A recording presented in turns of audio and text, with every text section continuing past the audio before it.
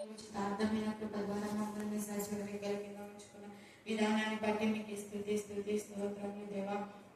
యేసయ్యా దేవా, మీ వందనాలు చెల్లిస్తున్నాం దేవా. దేవా, ఎక్కడిద్దరు ముగ్గురు కూడి నా నామాన్ని స్మరిస్తారో వారి మధ్య మీరు ఉంటాను దేవా. మా మధ్య మీరు ఉన్నందుకు మీకు స్తోత్రములు దేవా. తండ్రి దేవా, ప్రతిదినం నీ సన్నిధికి రావడానికి మా జ్ఞానాన్ని కలగజేయండి దేవా.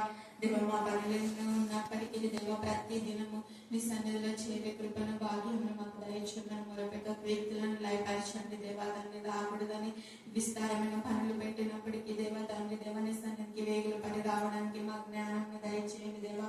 యేసయ్యా తండ్రి మీకే స్తోత్రములు దేవా. తండ్రి దేవా, నిజంగా తండ్రి దేవా మీ సన్నిధిని నిలబెట్టుకునే విధానాన్ని బట్టి మీకే స్తోత్రములు దేవా. ఏమి ఇచ్చిన నీ రుణం తీర్చుకోలేమయ్యా. జీవిత పర్యంతరం వరకు నీ పాద సన్నిధిలో ఉన్న తక్కువే తండ్రి. నీ పాదాల దగ్గర ఉన్న తక్కువే సయా. మీరు చేసిన గొప్ప కృపలకే మీకు వందనాలు చెల్లిస్తున్నాం దేవా. శ్రమ వెంబడి శ్రమ కలిగిన దేవా దాన్ని జయించబడి ధన్యుడు అన్నావు దేవా. ఎన్ని శ్రమలు వచ్చిన దేవా దాన్ని జయించే కృపను శక్తిని పలువును మాకు దయచేయండి దేవా. నీ వాక్యం ద్వారా ఇంకా బలమే దయచేయండి దేవా. ఇంకా దేవ ఆత్మల రక్షణ భారంలో దయచేయండి దేవా. మీకే స్తోత్రములు దేవా. మీకే స్తోత్రములు దేవా. నిజంగా దేవ మేము ధన్యులము తండ్రి. మీ వందనాలు దేవ. ఈ సమాజంలోకి ఎంతో మంది దేవా బాధపడుచుంటున్నారు దేవా. మాకు ఇచ్చిన విధానానికి స్తోత్రములు దేవా తండ్రి. నిజంగా దేవ మాకు ఏది రాదో అది మళ్ళీ నేర్పిస్తుందా దేవా. అందుని బట్టి మీకు వందనాలు దేవా. పాట రాకపోతే పాట నేర్పిస్తుందా దేవ తండ్రి.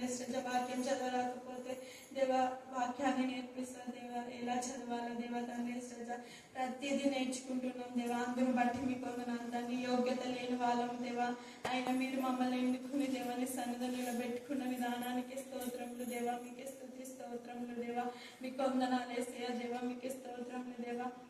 యేసయ్యా దేవా, ఎంతో మంది దేవా దేవా అనారోగ్యంతో బాధపడుతూ దేవా హాస్పిటల్లో ఉన్నారు. ప్రతి ఒక్క బిడ్డ మీరు జ్ఞాపకం ఉంచుకోండి దేవా. మీ గాయపైన హస్తంతో తాకండి దేవా. ముట్టండి దేవా. స్వస్థపరచండి దేవా తండ్రి.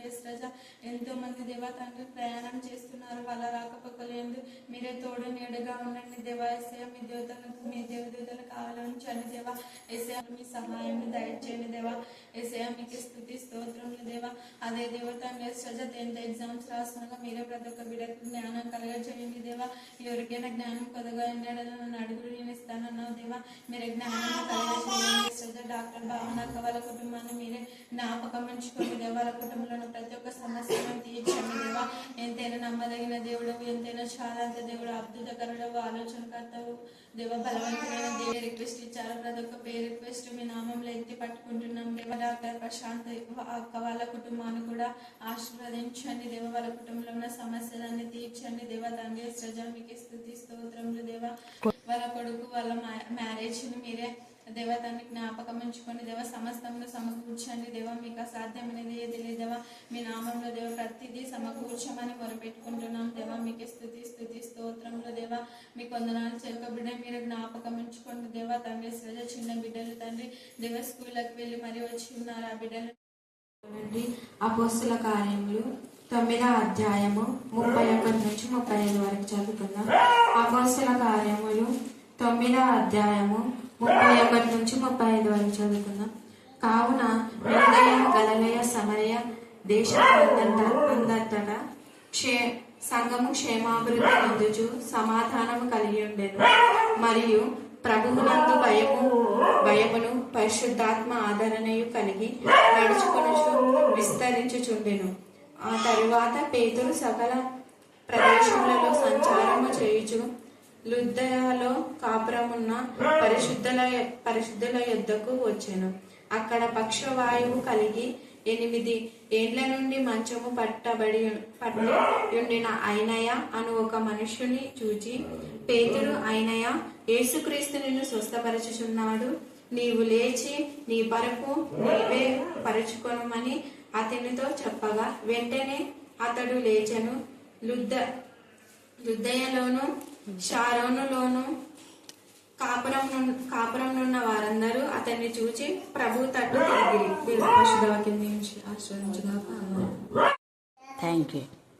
నీకే దేవుడ లెక్కలేని స్తుతులు స్తోత్రంలో వందనాలు యేసయ్య తండ్రి. పవనన్నకు పానం బాలేదు యేసయ్య తండ్రి. నీకే దేవుడ లెక్కలేని స్తుతులు స్తోత్రంలో వందనాలు యేసయ్య తండ్రి. నువ్వు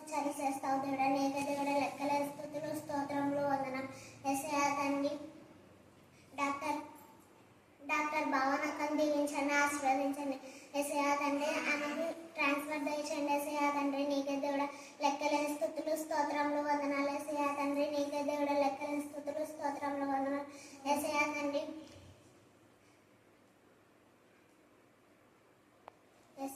పనన్న డాక్టర్ ప్రశాంత్ అక్క వాళ్ళ కొడుకు మ్యారేజ్ గురించి ఏసయ్యా తండ్రి నీకే దేవుడ లెక్కలేని స్తుతులు స్తోత్రములు వందనాలు. ఏసయ్యా తండ్రి నీకే దేవుడ లెక్కలేని స్తుతులు స్తోత్రములు వందనాలు. ఏసయ్యా తండ్రి దీవించండి, ఆశీర్వదించండి. ఏసయ్యా తండ్రి నీ సన్నిధిని ప్రతి ఒక్కరు వచ్చేదాన్ని చూడండి. ఏసయ్యా తండ్రి నీకే దేవుడ లెక్కలేని స్తుతులు స్తోత్రములు వందనాలు. ఏసయ్యా తండ్రి షారోన్ ఖాన్ బిడ్డల్ని దీవించండి, తమ భర్తను మార్చండి. ఏసయ్యా తండ్రి Thank God. దేవుడ లెక్కలేని Hallelujah. స్తోత్రములు వందనాలు.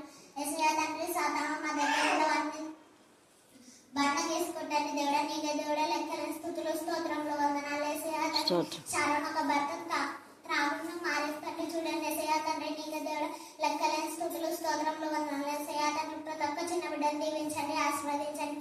ఏసయ్యా తండ్రి రత్నక్క కొడుకును బిడ్డను దీవించండి, ఆశీర్వదించండి. ఏసయ్యా తండ్రి రత్నక్క బిడ్డకి మంచి ఆరోగ్యం ఆరోగ్యం ఇచ్చినందుకు నీకే దేవుడు లెక్కలేని స్తుతులు స్తోత్రములు వందనాలు. ఏసయ్యా తండ్రి బుద్ధి చెప్పేదాన్ని చూడండి. ఏసయ్యా తండ్రి నీకే దేవుడు లెక్కలేని స్తుతులు స్తోత్రములు వందనాలు. ఏసయ్యా తండ్రి వాళ్ళ ఇంట్లో ప్రతి ఒక్కరి జ్ఞానం ఇవ్వండి. ఏసయ్యా తండ్రి నీకు విరోధమైన పనులు ఏవి చేయకుండా చూడండి. ఏసయ్యా తండ్రి కృష్ణమైన పదమని దీవించండి, ఆశీర్వదించండి. ఏసయ్యా తండ్రి రోజు మన పిల్లలు ఆంటీ వాళ్ళ ఇంట్లో సాతాను పోగొట్టేటట్టు చూడండి. ఏసయ్యా తండ్రి నీకే దేవుడ లెక్కలేని స్తుతులు స్తోత్రములు వందనాలు. ఏసయ్యా తండ్రి పవనన్నను మరణం నుండి లేపినందుకు నీకే దేవుడ లెక్కలేని స్తుతులు స్తోత్రములు వందనాలు. ఏసయ్యా తండ్రి అక్క కుటుంబం మొత్తం నీ సన్నిధిలో ఎత్తబడినారు దేవుడ నీకే దేవుడ లెక్కలేని స్తుతులు స్తోత్రములు వందనాలు. ఏసయ్యా తండ్రి శ్రీలంక కుటుంబం దీవించండి, ఆశీర్వదించండి. ఏసయ్యా తండ్రి ప్రశాంతకు ఇచ్చినందుకు నీకే దేవుడ లెక్కలేని స్తుతులు స్తోత్రములు వందనాలు. ఏసయ్యా తండ్రి జోతక కూడా ఇచ్చినందుకు నీకే దేవుడ లెక్కలేని స్తుతులు స్తోత్రములు వందనాలు. ఏసయ్యా తండ్రి హైమాతత్వ బిడ్డను దీవించండి, ఆశీర్వదించండి. అఖిల్ బాబాయిని దీవించండి, ఆశీర్వదించండి. ఏసయ్యా తండ్రి నీకే దేవుడ లెక్కలేని స్తుతులు స్తోత్రములు వందనాలు. ఏసయ్యా తండ్రి రాహేల్ చేసింది దీవించండి, ఆశీర్వదించండి. ఏసయ్యా తండ్రి నీకే దేవుడ లెక్క అమ్మను వాళ్ళ అమ్మమ్మను వాళ్ళ చెల్లిని దీవించండి, ఆశీర్వదించండి. ఏసయ్యా తండ్రి వాళ్ళ పిన్నులను దీవించండి, ఆశీర్వదించండి. ఏసయ్యా తండ్రి నీకే దేవుడ లెక్కలేని స్తుతులు స్తోత్రములు చేస్తున్న వారిని గద్దించండి, బుద్ధి చెప్పండి. ఏసయ్యా తండ్రి టీచర్ని దీవించండి, ఆశీర్వదించండి. ఏసయ్యా తండ్రి నీకే దేవుడ లెక్కలేని స్తుతులు స్తోత్రములు వందనాలు. టీచర్ వాళ్ళ చెల్లెలు భర్తను దీవించండి, ఆశీర్వదించండి. ఏసయ్యా తండ్రి నీకే దేవుడ లెక్కలేని స్తుతులు స్తోత్రములు వందనాలు. ఏసయ్యా తండ్రి నీ బంగారు పాపములు లెక్కలేని స్తుతులు స్తోత్రములు వందనాలు. ఏసయ్యా తండ్రి ఒక్క చిన్న బిడ్డను దీవించండి, ఆశీర్వదించండి. ఏసయ్యా తండ్రి నీకే దేవుడ లెక్కలేని స్తుతులు స్తోత్రములు వందనాలు. ఏసయ్యా తండ్రి నీ సన్నిధికి ప్రతి ఒక్కరు వచ్చేదాన్ని చూడండి, దీవించండి. యేసు శక్తి నామమున ప్రార్థిస్తున్నాను తండ్రి, ఆమేన్ ఆమేన్ ఆమేన్. ముఖ్యంగా దేవా డాక్టర్ ప్రశాంతి స్టీఫెన్ కనికరించి కుమారుల విషయంలో మీరు అద్భుత కార్యం చేశారు. వివాహము ఘనంగా మర్యాదగా పరిశుద్ధంగా దయచేయండి. అలాగే నా అతని ఫిక్స్ డిమాండ్ నుంచి విడిపించడానికి మేము స్తుతిస్తున్నాం. దేవా పొలం విషయంలో మీరు చేసిన మేళ్లకు గొప్ప కాలం బట్టి కూడా మేము స్తుతిస్తున్నాం. చిన్ని పిల్లలు ఎంతో చక్కగా ప్రార్థించగలిగినందుకు స్తుతిస్తున్నాం. దేవా నా ప్రభా మరి సూర్యుగా నా తండ్రి దేవా నా ప్రభా షారు నా తండ్రి అలాగే కృష్ణవేణి వారి ప్రార్థన నా తండ్రి ధూపమై మీ సన్నిధిలో చేరును గాక. దేవ అంకిత కూడా వాక్యం చెప్పడానికి ధైర్యం కలగజేయమని ప్రార్థిస్తున్నాం. ఆమె ప్రతి ప్రార్థనకు మీరు జవాబిచ్చి నా తండ్రి తల మీరు ఎంత అవుతుందుకు నీకు వందనాలు చెల్లిస్తున్నాం.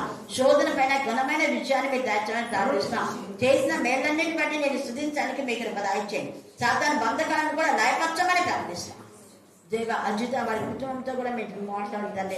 అంకిత వాళ్ళ తమ్ముడికి నా తండ్రి దేవ మరి అలాగే నా ప్రభ నా తండ్రి శీల వాళ్ళ తమ్ముడికి కూడా జ్ఞానం కలగజేయండి. ఒక్కరు దేవునికి విరోధంగా ఉన్న కుటుంబంలో అనేక శోధనలు వస్తాయి ప్రభా. భర్త మీరు మాట్లాడించండి, చెడు సహవాసం నుంచి విడిపించమని ప్రార్థిస్తున్నాం. దేవ మార్తమ్మకు వారి ఫ్యామిలీని సునంద ఫ్యామిలీ నా తండ్రి దేవ దుష్టుల సహవాసం నుంచి విడిపించమని ప్రార్థిస్తున్నాం. విడిపించినందుకు మేము స్తుతిస్తున్నాం. దేవ మీకే స్తోత్రం, మీకే స్తోత్రం, మీకే స్తోత్రం, మీకే స్తోత్రం.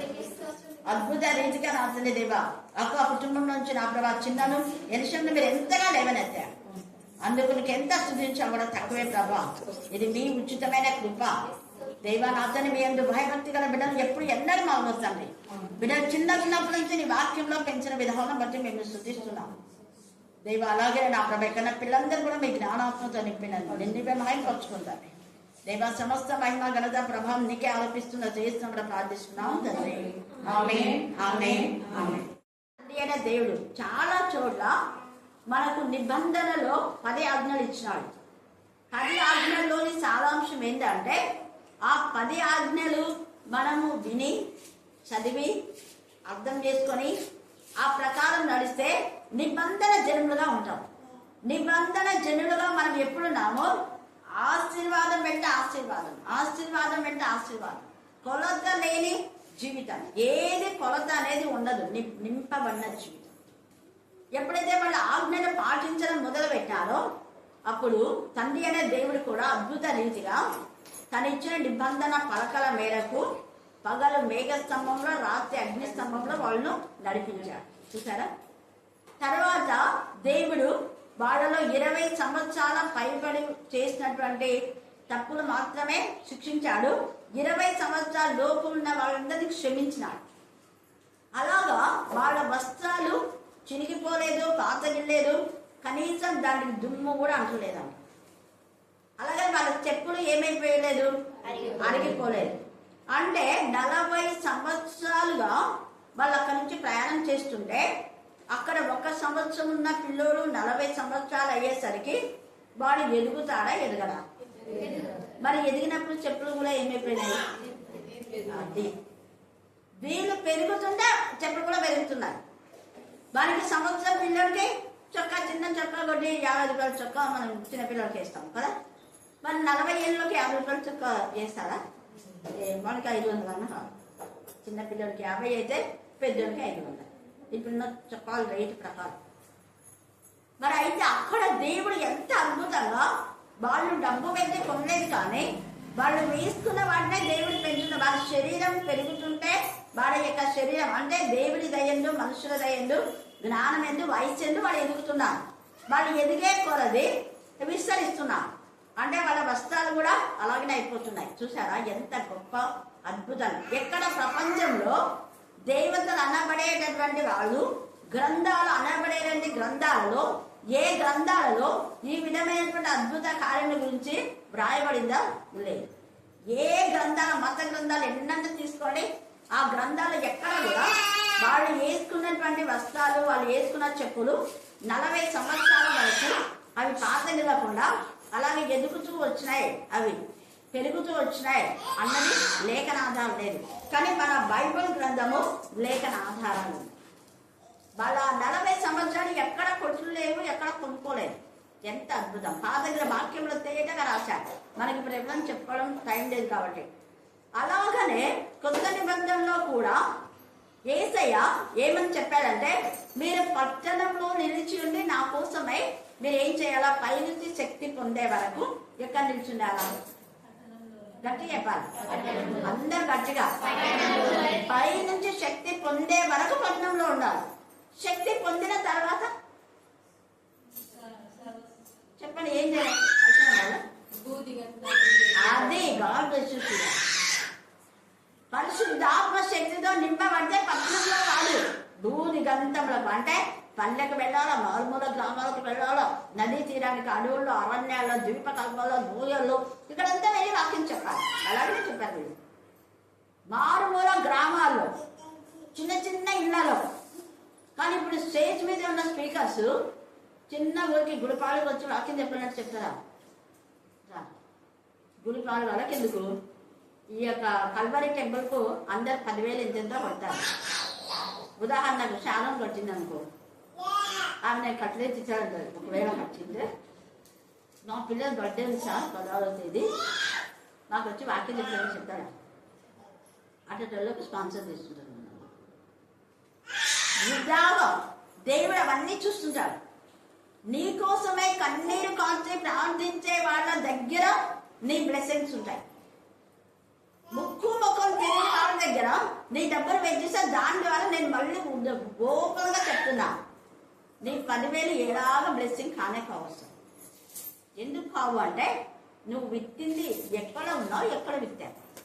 నీ చేతిలో విచ్చుకుంటే నీ పంట కోసుకోవడానికి అధికారం ఉంటుంది, అవునా? వేరే చేతిలో ఇచ్చితే, ఇది క్లారిటీగా మీతో మాట్లాడుతున్నాను. పరిశుద్ధాత్మదేవుడు ఈరోజు నేను అందుకే ఎందుకు మీ ఊర్లో 35 సంవత్సరాలు ఉన్నానంటే ఇది అర్థమైంది నాకు. కాబట్టి ఇది అర్థమైనందుకే ఇంత ఆస్వాదించాను దేవుడు. కొత్త లేకుండా ఇది కూడా ఎక్కువ ఇచ్చి మళ్ళీ 10 మందికి ఇచ్చే జీవితమే దేవుడు ఇవ్వడానికి కారణం ఏంటి అంటే నేను ఈ సత్యాన్ని గ్రహించిన. నేను సమృద్ధిగా ఉన్నా పల్లెలకు వెళ్ళాలి, మురికి వాళ్ళకు ఏ వాళ్ళ కులం మతం అనేది ఏది లేదు, అన్ని వర్గాల దగ్గరికి వెళ్ళి వాక్యం చెప్పడానికి నిర్వహించిన. ఒక ఏబిఎన్ చర్చ కదా, ఎక్కువగా ఏబిఎన్ సంఘాల కంటే కేథలిక్, లూథరన్, సిఎస్ఐలోనే ఎక్కువగా పాల్గొన్నాను. హల్లెలూయా, హల్లెలూయా, హల్లెలూయా. నన్ను స్పీకర్ గా పిలిచింది వాళ్ళ Lutheran church, CSI, Catholic, Mennonite, Methodist. ఎందుకు ఈ మాట మాట్లాడుతున్నా అంటే భేదం అనేది ఉండకూడదు. పరిశుద్ధాత్మతో శక్తితో నింపబడిన తర్వాత ఎక్కడికి నడిపిస్తే అక్కడికి పోవాల్సిందే. అరణ్యంలో ఉన్నటువంటి ఆ వ్యక్తిని పోయి కలుసుకోమంటే ఫిలిప్ వెళ్ళాలి. ప్రభు అరణ్యంలో నేను ఒంటరిగా ఒక్కరిని ఎట్లా వెళ్ళాలి ప్రభు, దేంట్లో వెళ్ళాలి, నాకు వెహికల్ అన్నాడా అనలేదు. ఆత్మ ద్వారా కలుసుకోమన్నా అంతే. అంటే మనం సిద్ధపాటుగా ఉంటే ఆత్మ కార్యం చేసుకుంటుంది అంతే. ముందు మనం సిద్ధపాటు వెళ్ళి ఉండాలి. ఇక్కడ వీళ్ళందరూ కూడా ప్రతి పల్లెలో ఏది విడిచిపెట్టారు, పట్టణం విడిచిపెట్టలేదు. అందుకే భూదిగంతలకు సాక్షులై ఉన్నారు వాళ్ళు. ఇక్కడ చెదిరిపోయినారు అంటే ఈ ప్రాంతం నువ్వో ఈ ప్రాంతం నీవో అని అందరూ కలిసి కవర్ చేస్తున్నారు. ప్రపంచంలో అంతా దేవుని వాక్యం వినబడేలా కవర్ చేస్తారు. ఇప్పుడు ప్రపంచంలో చాలా మంది క్రైస్తవులు ఉన్నారు. ఈ భారతదేశంలోనే 3 కోట్ల 6 కోట్ల జనాభా, 6 కోట్ల మంది క్రైస్తవులు ఉన్నారు. హల్లెలూయా, హల్లెలూయా. ఆ 6 కోట్ల మందిలో నకిలీ క్రైస్తవులు ఎవరో ఇప్పుడు తెలుస్తుంది. ఇప్పుడు ఒకవేళ సుప్రీంకోర్టు ఇచ్చింది, చూసినారా, విన్నారా మీరు? సుప్రీంకోర్టు ఏం జడ్జిమెంట్ ఇచ్చింది తెలియదు. చర్చికి పోయే వాళ్ళు క్రైస్తవులు అయితే వాళ్ళకి ఎస్సీ రిజర్వేషన్ ఉండవు. స్కాలర్షిప్ లోన్లు తీసుకోకూడదు, బావులు కానీ పొలాలు కానీ ఏదైనా అలాంటి వాళ్ళను సర్చ్ చేయమని చెప్పి వారెంట్ వస్తుంది. ఇదే ఒక పాస్టర్ పెట్టినా అంట. ఆయన పాస్టర్, మరి ఆయన ఎంత బుద్ధి పెట్టినాడని తెలియదు. పాస్టర్ అయ్యింది ఆయన ఏమని పెట్టినా అంట, నేను పాస్టర్ అయ్యింది, మేము మా కులం ఫస్ట్ నుంచి ఎస్సీనే, కాబట్టి మా పిల్లలకు ఎస్సీ క్యాడర్ మీద ఉద్యోగాలు కానివ్వండి ఏదో ఉంటాయి కదా బెనిఫిట్స్ మేము పొందుకుంటామని పెట్టినా అంటాం. మీరు పాస్టర్ కాబట్టి మీకు ఇవి లభించవు, వర్తించవని చెప్పి చెప్పేస్తున్నారు అక్కడ ఒక ఉన్నటువంటి వాళ్ళు. అది దేని గురించి వచ్చిందో తెలియదు. నాకు తెలిసి ఈ లోన్ల గురించి వచ్చిందని అనుకుంటున్నాను, నేను క్లారిటీగా లేదు. కానీ అది అప్పటి నుంచి జరిగి ఇప్పుడు ఏం చేసినా అంటే నువ్వు ఉంటే పాస్టర్గానే ఉండు, లేదంటే పాస్టర్ పని వదులుకొని రా, రెండింటి మీద సవాల్ చేయి. ఇప్పుడు అదే చేసిన ఉంటే అక్కడ నుండి ఉంటే ఇక్కడ రెండింటి వర్తించదు.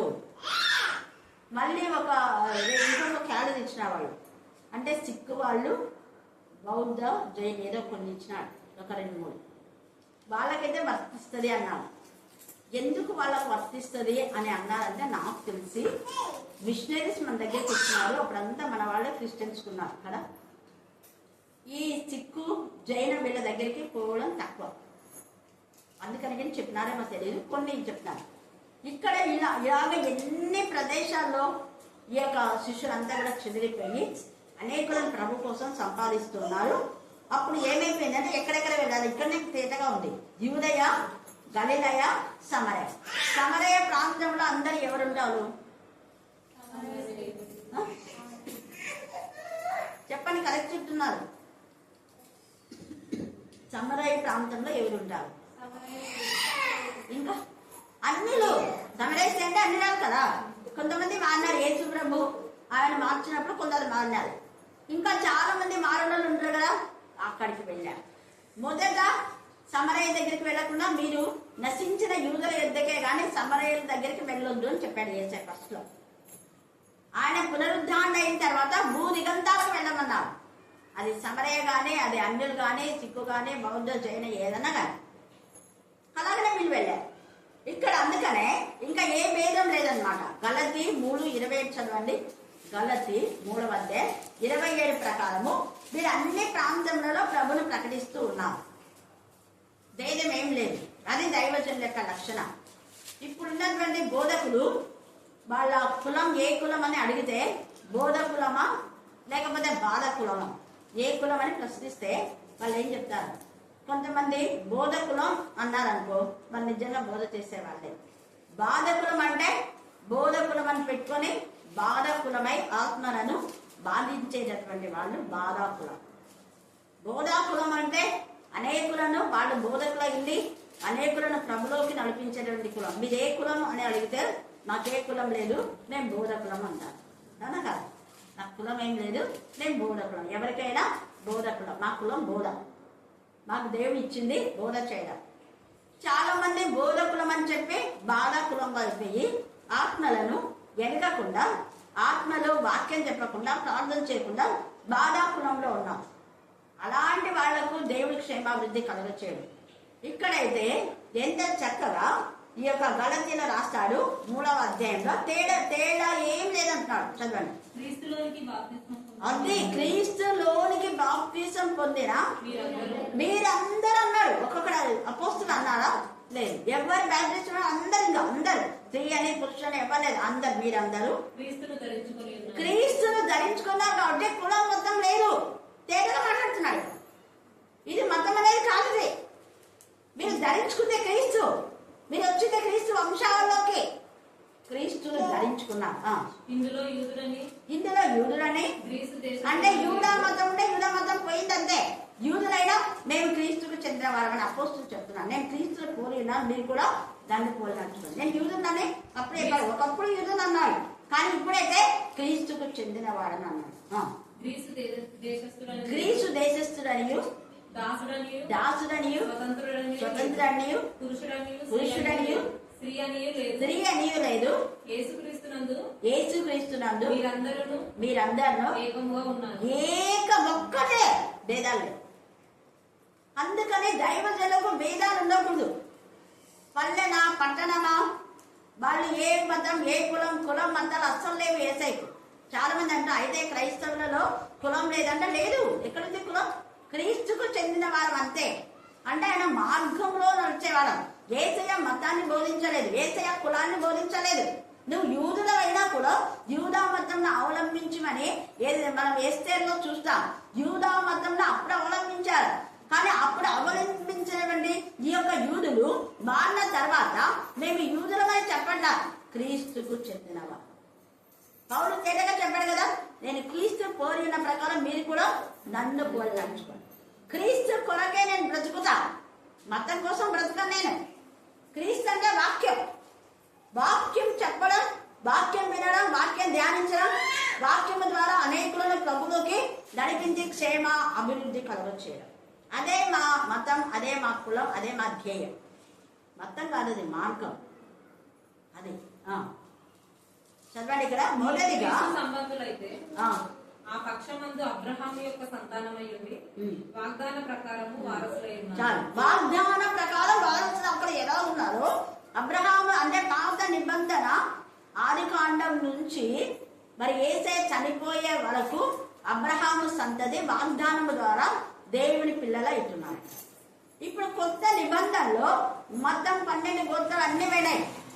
ఏ గోత్రం లేదు, యేసయ్య గోత్రమే. మన గోత్రం ఏది? మన మతం ఏది? యేసయ్య మతం. మన కులం ఏది? యేసయ్య కులం. అందుకే బోధ కులం, బాధ కులం ఉంది. క్రైస్తవుడు అంటే బోధించేవాడు. క్రైస్తవుడు అంటే బోధించేవాడు. ప్రతి క్రైస్తవుడు అంటే ప్రభు బల్లలో పాలు పొందేవాడు. ప్రభు బల్లలో ఎవరైతే పాలు పొందారో వాళ్ళందరూ బోధ కులంగా ఉండాలి, బాధా కులం కాదు. మీరు ఏది కులం అంటే నేను బోధ కులం అని చెప్పండి. అందరూ ప్రభు బల్లలో పాలు పొందిన ప్రతి ఒక్కరు బోధ కులం. బోధా కులంలో ఉన్న వాళ్ళందరి పిల్లలు కూడా దైవజనుల యొక్క పిల్లలే, ఒక్క పాస్టర్ పిల్లలే కాదు. యేసయ్యను ప్రేమించేవారు బోధిస్తారు, యేసయ్యను ప్రేమించేవారు ప్రభు బలలో పార్టిసిపేట్ చేస్తారు, ప్రభు బలను ధృవీకరించారు, ప్రభు బలలో పాలు పొందిన ప్రతి ఒక్కరు ప్రభువును ప్రకటిస్తారు. హల్లెలూయా, హల్లెలూయా, హల్లెలూయా.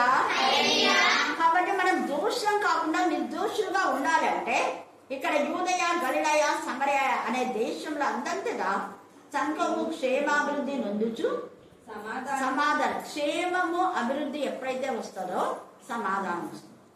మనకు క్షేమం కలగాలి అంటే 43 విషయాల్లో నువ్వు నీళ్ళలో ముడి వెళ్ళినా నదుల మధ్య దాటినా నీకు దేవుడు క్షేమం ఇస్తాడు. నువ్వు అగ్నిలోకి వెళ్ళినా దేవుడు నీకేమిస్తాడు? క్షేమం ఇస్తాడు. అంటే ఇప్పుడు ఆ బస్సు ప్రయాణంలో ఈరోజు ఆ టూరిస్ట్ బస్సులో 20 మంది సజీవ దహనం రెప్ప తెరిచిపోయేటప్పుడు తెలుసా మీకు? తెలియదు.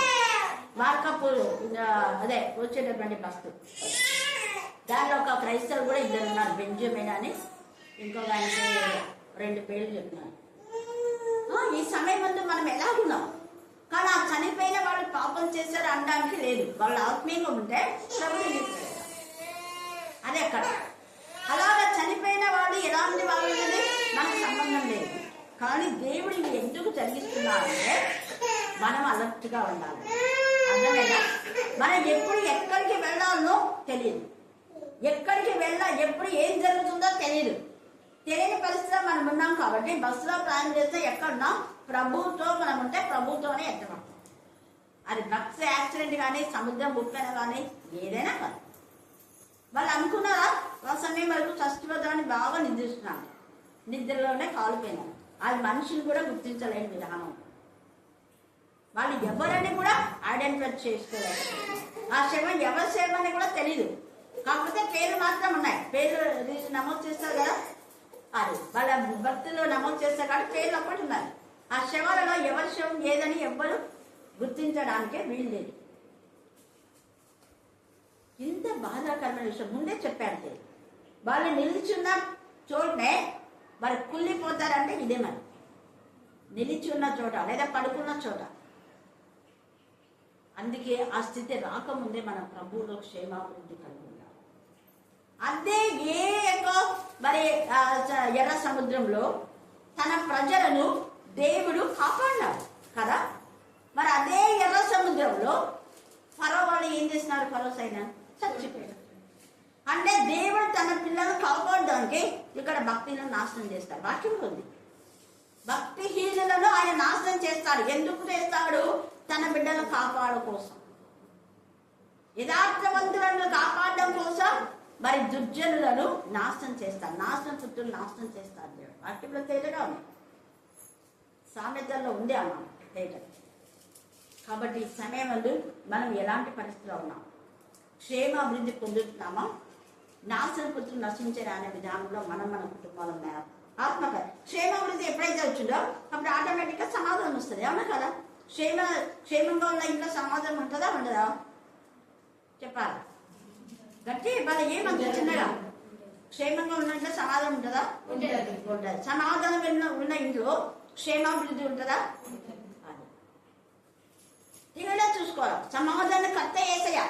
యేసయ్య ఉన్న ఇంట్లో సంతోషం సమాధానమే. అది యేసు ఇరక వేచిదాం, ఎక్కడ సంతోషం, ఎక్కడ ఎంతైనా సంతోషం. దేవుని యొక్క మార్గంలో మనం ఉండే వారంగా మనం ఉన్నాం. ఇక్కడ సమాధానం కర్త అయినా, అందుకనే క్షేమాభివృద్ధి పొందినప్పుడే సమాధానం వస్తుంది. సమాధానంతో పాటు ఏమొస్తుంది? సమాధానం కలిగి ఉండేను మరియు ప్రభువునందు భయం ఉంటుంది. ఏమిటో చెప్పండి? క్షేమాభివృద్ధి పొందేవాళ్ళు దేవునికి భయపడతారు. మరి భయం ఉందా నీ ఇంటికి? భయం ఉంటే నీ పిల్లలు పరిగెత్తుని వస్తారు. దేవుని భయం లేదు కాబట్టి ఇష్టానుసారంగా ఉన్నారు. భయం అనేది ఉంటే దేవునికి లోబడతారు. దేవునికి లోబడి భయపడినప్పుడే క్షేమాభివృద్ధి సమాధానం ఉంటుంది. 3 క్షేమాభివృద్ధి కలవాళ్ళు, సమాధానం కలవాళ్ళు దేవునికి భయపడి లోబడి చెడును అసహించుకుంటారు, చెడును విసర్జిస్తారు, దేవుని మార్గంలో ఉంటారు, దేవుని మాట వింటారు, ఆ ప్రకారం జీవిస్తారు. తర్వాత 4వది పరిశుద్ధాత్మ వల్ల ఆదరణ. చూసారా? దేవుని యందు ఎవరైతే భయము భక్తి కలిగి ఉంటారో వాళ్ళకు క్షేమాభివృద్ధి 1, 2వది సమాధానము, 3వది పరిశుద్ధాత్మ వాళ్ళ ఏం చేస్తున్నది? ఆదరణ. చూసారా? ఆదరణ. ఎప్పుడైతే క్షేమాభివృద్ధి, సమాధానము, దేవుని యందు భయభక్తి కలిగిన జీవితం, పరిశుద్ధాత్మ ఆదరణ వచ్చిందో వెంటనే విస్తరిస్తారు. అర్థమైన విస్తరణకు ఇది నాంది ప్రస్తావన. మనం విస్తరించాలి అంటే, మనం అభివృద్ధి చెందాలంటే, మన యొక్క కుటుంబాలు దేవునికి మహిమకరంగా ఉండాలి అంటే ఈ విధానంలో ఈ 5 విషయాల్లో మనం ఎప్పుడైతే ఎదుగుతామో అప్పుడు దేవుడు మనల్ని ఆశీర్వదిస్తాడు. నిజంగా పౌలు, పేతురు వాళ్ళు హృదయంలో ఉన్న ఆత్మ ఫలములు వాళ్ళ ఫలించాయి. అంటే ఎన్నిసార్లు వాళ్ళు వాళ్ళతో కొట్టినా, జైల్లో వేసినా, ఏం వేసినా వాళ్ళ ఆశ నిగ్రహంతో ప్రభును ప్రకటిస్తున్నారు. దేవుని కలిగినటువంటి బిడ్డలు ఆశ నిగ్రహంతో ఉంటారు. దేవుడు ఖచ్చితంగా మన పక్షంగా ఉంటాడు, ఒకరోజు మనల్ని బాధించే వారికి తీర్పు తీరుస్తాడు అని ధైర్యంతో రాత్రి కొట్టమన్నా ఉదయమే వాళ్ళు వాక్యం చెప్పారు. మనమైతే ఊరుకుంటాం అనుకుంటాం కదా. ఊరికే చిన్నగా ఏదైనా అరిస్తేనే అయిపోయింది మస్తు ఎందుకు వెళ్తాం తల్లికి అన్నాను, ఎందుకు బైబిల్ చెప్పాలి, ఎందుకు ప్రార్థనలో ఏమొద్దు అనుకుంటాము. కానీ వాళ్ళు రాత్రి చూడండి, యెషయా యెహెజ్కేలు కూడా అంతే. వాళ్ళు చనిపోయినా కూడా ఉదయమే వచ్చి వాక్యం ప్రకటించారు. హల్లెలూయా, హల్లెలూయా, హల్లెలూయా. నిజంగా దేవుని యందు భయభక్తి గల వాళ్ళు ఇలా చేస్తారు. పౌలు కూడా, పేతురు కూడా అంతే. వాళ్ళని కొట్టి చెరసాల వేశారు. పొద్దున్నే వాళ్ళ దేవాలయంలో ఉన్నారు. అందరికి ఆశ్చర్యం చెప్పింది. వాళ్ళకి ఇంకా చావు బతుకంగా రేపు మన వాళ్ళు సస్తాలే ముందే బాగా కొట్టాము, ఇంకా పేతురు చస్తాడు, మన రాజ్యం అందులే అనుకున్నారు. కానీ అయ్యో అలా అనుకోద్దండి, మీరు ఎవరైతే కొట్టి బంధించారో వాళ్ళు ఉదయం గురించి వాక్యం చెప్తున్నారు. అందులో సిగ్గులు అర్థం కాలే వాళ్ళు. చెరసాల అధిపతి మారినాడు. కానీ ఈ అన్న కైప, ఈ ప్రధాన యాజకులకు, శాస్త్రులకు, పరిశీలకు బుద్ధి రాదు, ఎప్పుడు బుద్ధి రాదు. వాళ్ళు బోధకులుగా ఉండవలసిన వాళ్ళు బాధకులుగా ఉన్నారు. వాళ్ళ కులం బాధకులం. ఏం కులం చెప్పండి? మళ్ళీ చెప్పండి గట్టిగా. మీరు ఎవరైనా వాక్యం చెప్పడానికి వస్తే మీరు బోధకుల, బాధకులం, మీది ఏ కులం అని అడగండి. అడుగుతారా? నేనే కాదు, మీది ఏ కులం అంటారు. కులమా అంటే వెంటనే ఏ కులం అంటేనే మన వాళ్ళు చాలా మంది చెప్పేది ఎస్సీ, మాలా, మాదిగా వెంటనే అంటారు కదా. కానీ నిజంగా జ్ఞానం చదవాలైతే ఏం చెప్పారంటే అదే ఏం మీరు బోధకులమా, బాధకులమా, ఏ కులం మీదే అన్నారు. అప్పుడు బోధకులు అయితే మేము బోధకులమే కదా, చాలా మంది ఆత్మలు నడిపిస్తున్నాం అంటాం. అవునా కదా? బాధకులం అయితే ఇంకా ఏం చెప్పలేదు. అందుకని ఇక్కడ వీళ్ళైతే విస్తరిస్తున్నారు. అందుకని అంత ఇదిగా ఎంత మరి వాళ్ళకి శోధన వచ్చా, ఎన్ని మరి ఎన్ని మీద తాగుతున్నారు. దాన్నే ఆశా నిగ్రహం అంటారు. ఏమంటారు చెప్పండి? మళ్ళీ చెప్పాలా? మొదటి తిమోతి 1వ అధ్యాయం 19-20 చదవండి. మొదటి తిమోతి 1:19-20 వచ్చిన.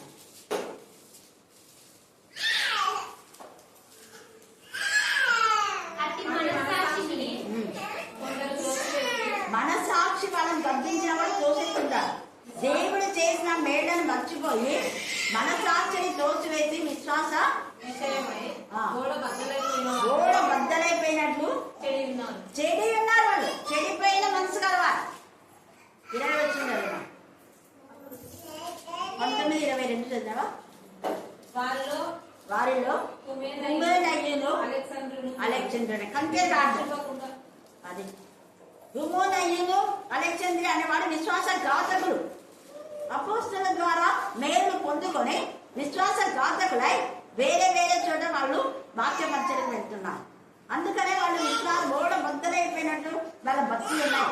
వాళ్ళు అందుకే అక్కడ రాస్తున్నారు. మొదటి కొరింథీ 9వ అధ్యాయం 25 వచ్చిన.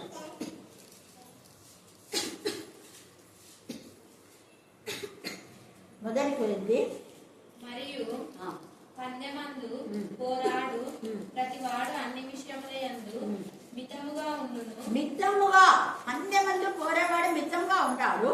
పందెమందు పోరాడేవాడు అన్నిటిని వదిలిపెట్టి ఇక్కడికి వస్తాడు. జడ్జిలో చేరాలనుకునేవాడు అన్నిటిని వదులుకొని వస్తాడు పరుగు పందెంలో.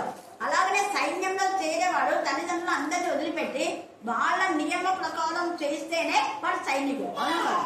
మీ యొక్క తలను కట్ చేసుకోండి అంటే కట్ చేసుకోవాలా వద్దా? ఎన్నికలు పెంచుకున్నానేనంటే నేను పనికి రానుకో సైనికుడు. మా అమ్మ మా నాన్న ఉన్నారంటే అందరిని వదిలిపెట్టి సైనికులు చేయాలి. సైనికుడికి కొన్ని నియమాలు ఉంటాయి కాబట్టి నియమ ప్రకారము పోరాడితే అప్పుడు వాళ్ళకి ఏమొస్తుంది? కిరీటం వస్తుంది. మనం చూస్తే ప్రకటన 2వ అధ్యాయంలో 5వ వచనం ఏ స్థితిలో మనం పన్నామో, నీవు ఏ స్థితిలో నుండి పడితివో అది జ్ఞాపకం చేసుకొని మారు మనసు పొంది మొదటి క్రియ చేయమన్నాడు. 2వ అధ్యాయం 9వ వచనం. నీ శ్రమను నీ శ్రమను దరిద్రతను నేను ఎరుగుదును. దరిద్రతను నేను ఎరుగుదును. అయినను నీవు ధనవంతుడవు. అయినా నువ్వు ధనవంతుడవే. తాము యూదులమని చెప్పుకొని అది యూదులమని చెప్పుకొంచు. యూదులు కాక మరి సాతాను సమాజం, మరి క్రైస్తవులు ఉంటున్నారు. క్రైస్తవ కాదు వాడు సాతాను సమాజం. నకిలీ క్రైస్తవుడు, నకిలీ బోధకులు, నకిలీ సేవకులు. నీకు కలిగిన దూషణ నేను ఎరుగుదును. నీకు కలిగిన దూషణ నేను ఎరుగుదును. నీవు పొందబోవు శ్రమలకు భయపడకము. ఇదిగో మీరు శోధింపబడినట్లు అపవాది మీలో కొందరిని వాడు శోధిస్తాడు. కానీ నీకు కలిగిన దాన్ని గట్టిగా పట్టుకో. మరణం వరకు కలిగిన దాన్ని గట్టిగా పట్టుకుంటే అప్పుడు నీకు జీవకిట్టం వస్తుంది. కాబట్టి పరుగు పందెంలో వీళ్ళంతా కూడా ఎంతగానో విశ్వాస యాత్రలు, జీవిత యాత్రలో ప్రభును ప్రకటించడంలో గట్టిగా వారికి ఇచ్చిన ఆత్మను పట్టుకున్నారు. పరిశుద్ధాత్మ నుంచి వాళ్ళు వేరు కాలేదు. అక్కడ మనం దావీదు చెప్పినట్టుగా దేవా ఏమైనా నా దగ్గర నుంచి తీసాయి, కానీ పరిశుద్ధాత్మని నీ సన్నిధి నాకు దూరం చేయలేదు. ఎంత తెగగా మాట్లాడు దేవుడు. ఈ వాక్య భాగం దీవించి ఆశీర్వదించుగాక. ఆమేన్ ఆమేన్ అని సమయమందు సహోదరి వసంత వారి ప్రార్థన నడిపిస్తుంది. ప్రార్థన నడిపించిన తర్వాత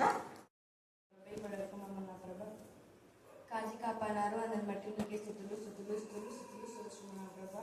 నీకే స్తోత్రం. ఇంకా వెనుకబడిన వారు నా ప్రభా త్వరగా రక్షించమని ప్రార్థిస్తున్నాం తండ్రి. నీకే స్తోత్రం.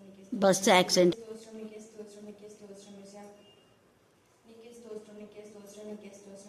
ఎంతమంది అయితే నా ప్రభు ఈ సమయంలో హాస్పిటల్స్లో ఉన్నారు నా ప్రభా, వారందరినీ జ్ఞాపకం చేసుకొని నా ప్రభా వారికి కావాల్సిన నా ప్రభా స్వస్థత మీరు ముట్టి వారికి స్వస్థత దయచేయమని ప్రార్థిస్తున్నాం తండ్రి. నీకే స్తోత్రం వేసాం. ఎంతమంది అయితే ప్రయాణంలో ఉన్నారు నా ప్రభా వారందరినీ జ్ఞాపకం చేసుకోండి.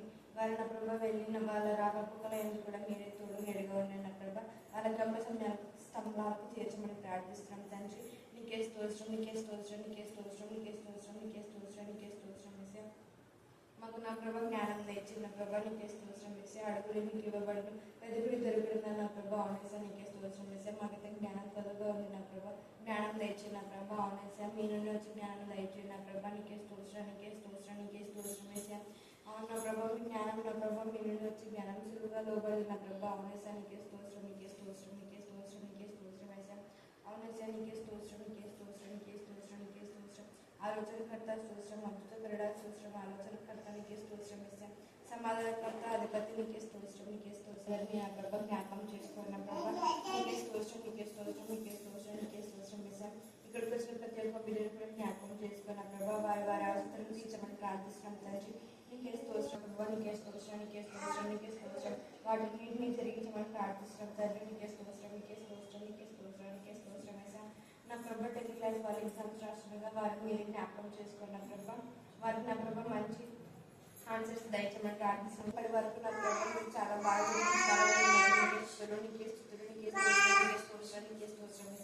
నీకే స్తోత్రం వేసి ఆదివారం నా ప్రభా ఆదివారం ఉండగా నా ప్రభా మీరే నా ప్రభా మీకు మహిమకరంగా నా ప్రభా నీకు కనుక జయప్రదంగా జరిపించుకోవడం ప్రార్థిస్తున్నాం తండ్రి. నీకే స్తోత్రం ప్రభా. మీరే నా ప్రభా మా బతుకు నా ప్రభా విజ్ఞాపన చేయాత్మగా ఉండి నా ప్రభా మా యొక్క నా ప్రభా ప్రార్థన నా ప్రభా మీరు నా ప్రభా దేవుని సన్నిధి చేస్తున్నారు. దాన్ని బట్టి నీకే స్తోత్రం. దాన్ని అనుసరించి నడుచుకుని సహాయం దయచేయమని ప్రార్థిస్తున్నాం తండ్రి. నీకే స్తోత్రం ప్రభా. నీకే స్తోత్రం. తన బిడ్డ నా ప్రభు జ్ఞాపకం ఇస్తున్నాం తండ్రి. నీకే స్తోత్రం. ఇక్కడ వచ్చిన ప్రతి ఒక్క బిడ్డను జ్ఞాపకం చేసుకున్న ప్రభా నీకే స్తోత్రం వేసాం. వాళ్ళు జ్ఞానమందును నా ప్రభా వయసు ఎంత నా ప్రభా అన్నింటిలో నా ప్రభా వడ్డీలు లాగా సహాయం చేయించారు. ప్రతిరోజు నా ప్రభా నేర్చుకుని నా ప్రభాని నేను గణపరుస్తున్నారు. దాన్ని బట్టి నీకే స్తుతులు వేసాను. ఎంతమంది అయితే నా ప్రభా తల్లిదండ్రులు నా ప్రభా మీకు విరుద్ధంగా ఉన్నారు వారిని జ్ఞాపకం దయచేయండి నా ప్రభా. నీకే స్తోత్రం ప్రభా. వారి కుటుంబాన్ని నా ప్రభా నాశనం అయిపోయింది నా ప్రభా అది గుర్తు తెచ్చుకుని నా ప్రభా ప్రతి ఒక్క తల్లిదండ్రులు నా ప్రభా విధేయత ఉండి నా ప్రభా తన పిల్లలు చక్కపెట్టుకునే సహాయం తెచ్చమని ప్రార్థిస్తున్నాను తండ్రి. తల్లిదండ్రులను బట్టి మురుగు సంభవాన్ని తీర్చేమని తీసేయండి నా ప్రభా. అవునేసా మా పితరుల పాపాలు నా ప్రభా ఏమైనా మా మీద ఉంటే నా ప్రభా దయచేసి తీసేయమని ప్రార్థిస్తాను తండ్రి. నీకే స్తుతులు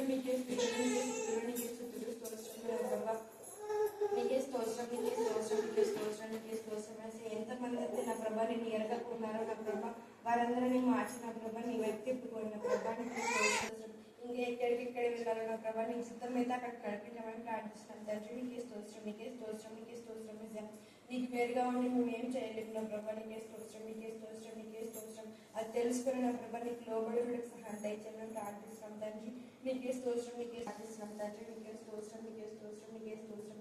ఎంతో మందికి నా ప్రభా ఇలాగ లేకున్నారో నా ప్రభా మాకు ఇద్దరిని ఇచ్చినారా బట్టి నీకే స్థుతులు, నీకే స్థుతులు, నీకే స్థుతులు స్తోత్రం. మర్చిపోకుండా నా ప్రభా ప్రతి ఒక్కదాన్ని నా ప్రభా గుర్తు చేసుకొని నీకు ప్రతిరోజు కృతజ్ఞతాస్తుతులు చెల్లించడానికి సహాయం దయచేయమని కానీ నా ప్రభా ఇక్కడ మర్చిపోయినారు నా ప్రభా వారందరినీ జ్ఞాపకం చేసుకున్న ప్రభా ఇక్కడి ప్రతి ఒక్క నా ప్రభా ఆత్మను ప్రేరేపించిన ప్రభా ఇక్కడ పంపమని ప్రార్థిస్తున్నాం తండ్రి. నీకే స్తోత్రం, నీకే రెండు కూడా దీవించండి నా ప్రభా అందరికీ సహాయం దయచేయమని ప్రార్థిస్తున్నాం తండ్రి. నీకే స్తోత్రం, నీకే స్తోత్రం, నీకే స్తోత్రం.